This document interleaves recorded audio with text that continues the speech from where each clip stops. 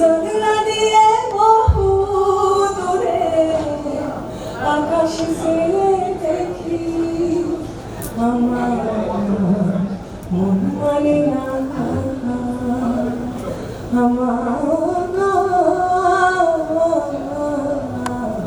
মন মানে না।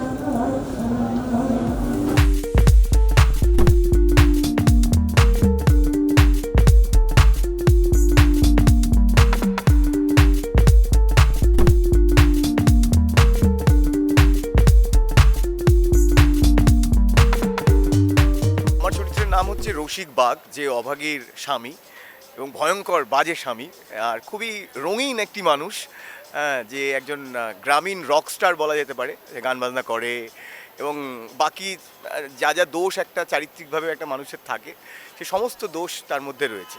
তো এরকম একটা বাজে চরিত্র আমারটা, যেটা সাহিত্যে খুব কম উল্লেখ রয়েছে, জাস্ট নামটা উল্লেখ রয়েছে অভাগীর স্বামীর, কিন্তু অনির্বাণ যেহেতু এটা অ্যাডাপ্ট করেছে এবং গল্পটা অনেকটা অন্যরকমভাবে নিজের মতন করে প্রেজেন্ট করছে, কারণ ওটা তো একটা ছোটো গল্প, অল্প একটুখানি একটা গল্প, তো সেটা দিয়ে একটা ছবি তৈরি করতে গেলে নিজেদের কিছু ইন্টারপ্রিটেশন, নিজেদের অ্যাডাপ্টেশনে বা নিজের কিছু এক্সপ্লেনেশন থাকে। তো সেই জায়গা থেকে ও চরিত্রটাকে অনেকটাই গুরুত্ব দিয়েছে এবং অনেকটা বড় চরিত্র, অনেকগুলো শেডস আছে আমার চরিত্রে। যে কোনো সিনেমা কমার্শিয়াল তো বটেই, কমার্শিয়াল সিনেমা সবই কমার্শিয়ালই হয়, কিন্তু সাহিত্য নির্ভর কেন, আমার মনে হয় যা আমরা যে সিনেমার যা সাবজেক্ট হয়, কন্টেন্ট হয়, যা সবকটাই সাহিত্য ভেঙেই হয়, মানে সবকটাই ফর্মুলা এদিক ওদিক করেই সাহিত্য নির্ভরই হয় আর কি নিজের আমরা একটু পারমুটেশন কম্বিনেশন করে জিনিসটা চালাই, কিন্তু সাহিত্য নির্ভর হওয়া উচিত। সাহিত্য আমার নিজের খুব পছন্দ, আর তার মধ্যে শরৎচন্দ্র চট্টোপাধ্যায় আমার বিশেষ করে ভীষণ পছন্দের একজন রাইটার, যে কিনা ভীষণ স্ক্রিপ্ট ওরিয়েন্টেড লেখা লিখতেন বলে আমার বিশ্বাস, এবং আমার মনে হয়েছে ছোটোবেলার থেকেই একটা লাইনের মধ্যে ওনার 15টা সিনের কন্টেন্ট থাকে।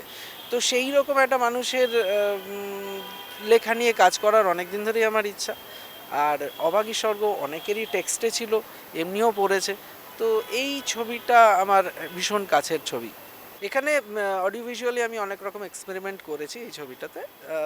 এখানে গানের যে 5টা গান আছে এখানে, তার মধ্যে একটা গান গেয়েছে লগ্নজিতা, সেখানে ইনস্ট্রুমেন্ট হিসেবে ইউজ হয়েছে ঢেকি, জল তরঙ্গের মতো করে কাপে জল নিয়ে, মানে অর্থোডক্স মিউজিক্যাল ইনস্ট্রুমেন্ট ইউজ হয়নি।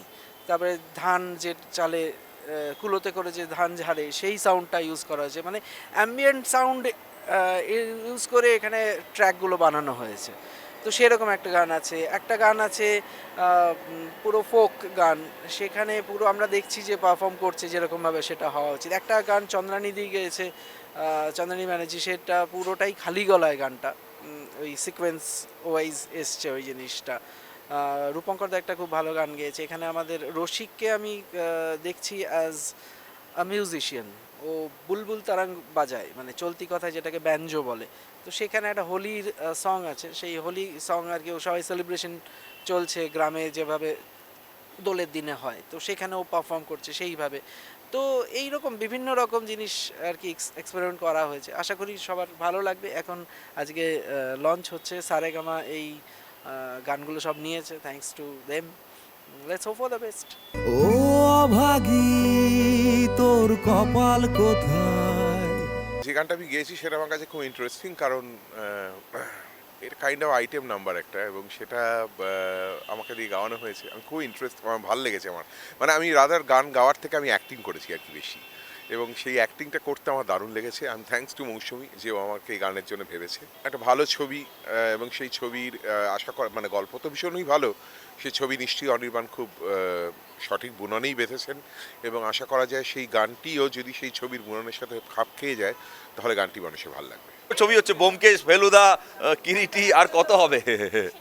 হ্যাঁ, বাট শরৎচন্দ্রর ওপরে অভাগী স্বর্গের এইরকম অ্যাডাপ্টেশন ও অভাগী হয়নি, এবং যেভাবে অ্যাডাপ্ট করা হয়েছে সেটা খুব ইন্টারেস্টিং, এবং গানগুলো আমরা শুনলাম খুবই ভালো হয়েছে। আমি আবার নতুন করে শুনলাম, সারেগামা রিলিজ করেছে, ডেফিনেটলি সারেগামা একটা খুব ভালো ব্র্যান্ড, এবং অনির্বাণ খুব ভালো ডিরেকশন দিয়েছেন, প্রবীর বাবু আমাদের প্রডিউসার খুব ভালো সাহায্য করেছেন, এবং মিথিলা, সায়ন, জিনিয়া, আরও অনেকেই সব আছে, অনসাম্বল কাস্টটা খুব ভালো।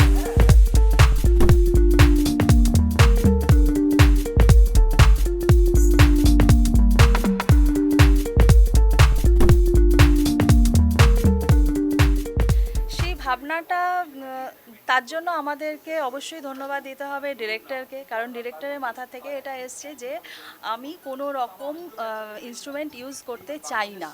কারণ গ্রামের 4-5টা মেয়ে, তাদের একটা ওই হয় না, মানে আমরা তো সবাই কিট্টি পার্টি আরবান নিয়েতে দেখেছি, তো গ্রামেও কিন্তু আছে দুপুরবেলা আচার খেতে খেতে সব মহিলারা একসাথে কত রকমের গল্প করে, কত রকমের আড্ডা মারে। তো সেই আড্ডাতে এই গানটা মিথিলা লিপে রয়েছে, তো সেই গানটা গাওয়া হচ্ছে। তো সেখানে কোনো রকম ইনস্ট্রুমেন্ট ইউজ করা যাবে না।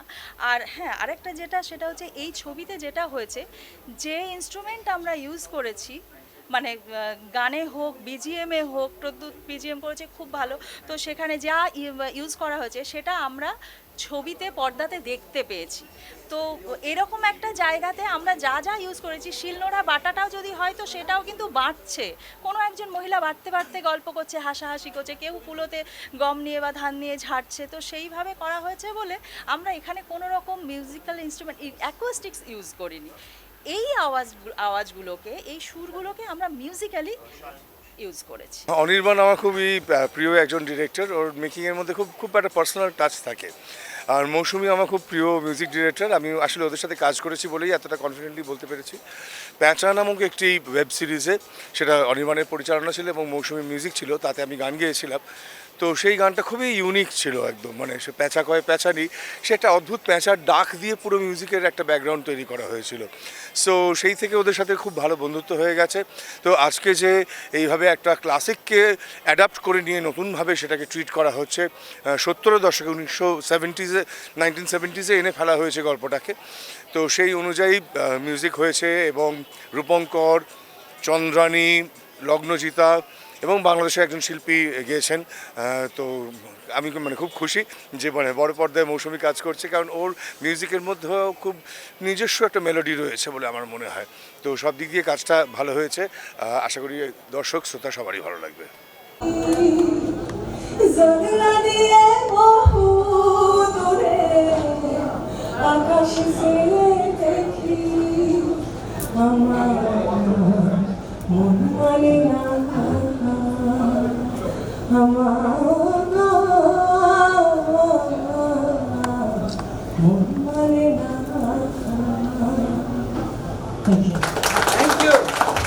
Thank you so much.